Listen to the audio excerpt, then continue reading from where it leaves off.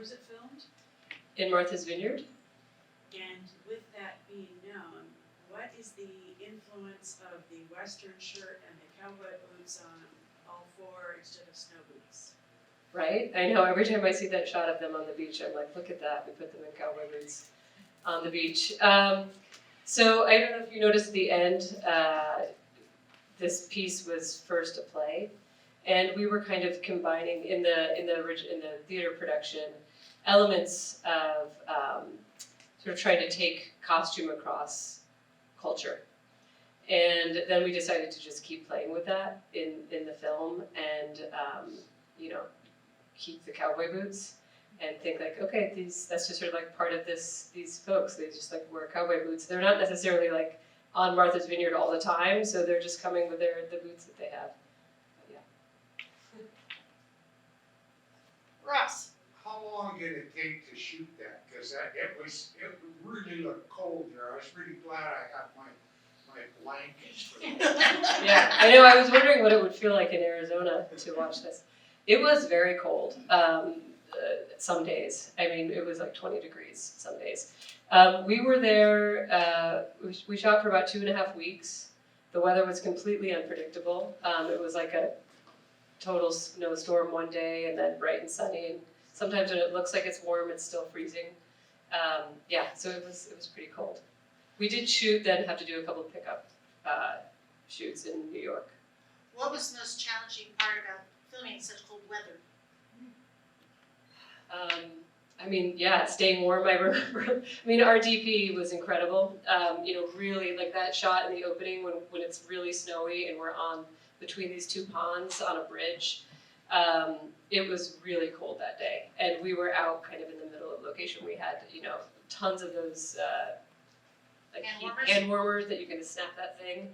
And we were just trying to be as quick as possible, really is what was happening. And what were some of the challenges of when you filmed in snow because you couldn't do takes if you, because of the footprints? So, there were so many things. Like my producers, we ended up going to like the one hardware store in town and they got like a torch to try and melt the ice in the driveway, one day because, and we were just constantly dealing with continuity issues and trying to make decisions that morning to be like, actually, like suddenly there's sleet. We need to make a change of plan. So it was really quite a juggle. Yeah, right there. Why Martha's Vineyard? That's where we had a free house to film in, which was a huge part of why we got to make this indie film. But the location worked really well because it kind of like we were able to, I thought at least, like use the archetype of this like high culture, very wealthy landowner type, and sort of like then look at class in some way. Yes. Yeah, right there. There were so many different filming techniques used, lots of rack focus, things that were out of focus, and then it moved between these styles. I felt really seamlessly, but I'm curious, were all those planned or did they come about while you were filming? Yeah, so my DP is a documentary filmmaker for the most part, and we shot pretty much handheld. It was really like her and we had one camera assistant. We were also doing the lights, just like this very small team. So we were making do with the limitations that we had, but yeah, we really sort of wanted to work with handheld and with sort of like, just sort of using kind of what I was thinking of like in the theater as a way to just sort of isolate and get close with the rack focus and something too. Rebecca. Yeah. What inspired you to make this film? Do you have, was it a personal connection to the story or? Yeah, I really loved the novel, and I found myself in it on some level. I have 2 brothers, and I was the middle child, and I just sort of felt like we were such a different characters. My brothers and I, we don't have a murder mystery story in our family, and we don't, many things are quite different, but the beginning for me was the relationship between the siblings, and wanting to kind of use the different archetypes of these characters to look at different viewpoints and to look at ways that people try to come together, and the way that as much as you try and maybe escape some of the issues of your family, on some level, like, you are your brother's keeper, I think is like the line. So I was just wanting to start there. Yeah, that's the beginning. Front, it was right there. I wanted to ask about the soundtrack, which I found kind of hypnotic sometimes, but sort of true to that Russian feeling. Cool. Yeah, so I worked with a composer, Jordan McCree. He scored the whole thing.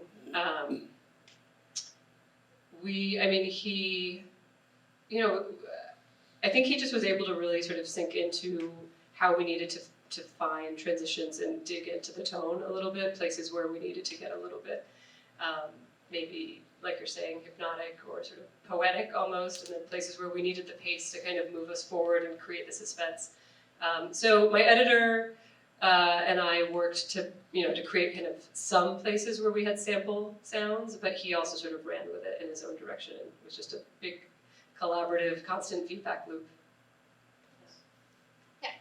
I might misremember the novel, but I was struck that you had Dmitri have the dream of the Grand Inquisitor in the novel of Sivan, right? Yes. Yeah. What So, was it? right, so cool. Basically, we were trying to play with the idea that it's Viv, who's Ivan in the novel, it's her film.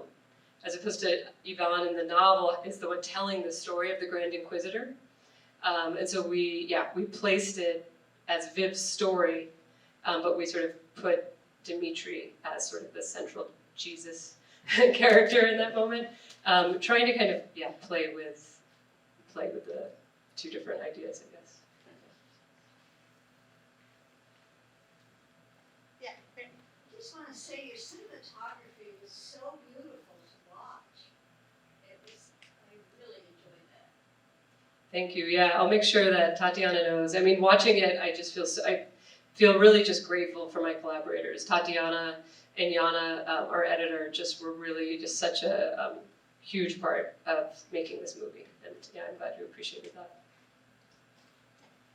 Oh, I just appreciate the nice balance between visual storytelling and audio and literary or literal storytelling that you accomplished. I thought, the balance, because oftentimes dialogue comes in front and everything else is behind, and, visuals enter in, but in a linear kind of way. So I like the shifting back and forth, the figure and ground between the visual and the audio and the silence. I appreciated that there was also plenty of silence, which allowed me to enter in. Thank you. I appreciate that. This is not really a question, it's a comment. All of the acting was delightful, but Dmitri did such an excellent job in being a jerk. It just hurt to watch him after a while. Yeah, it's fun. It's fun.